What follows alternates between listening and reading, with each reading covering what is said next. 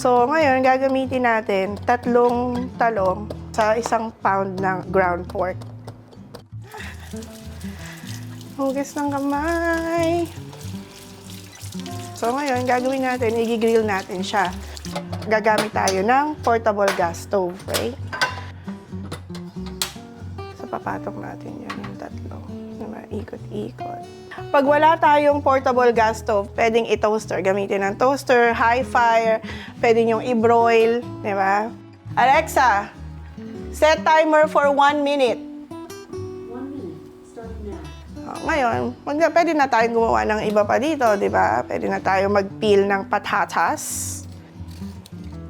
So, mahilig ako sa 3, 3:1. So, 1 pound, 3 maliliit lang na patatas tayo kasi 1 pound lang, kaya maliit na patatas.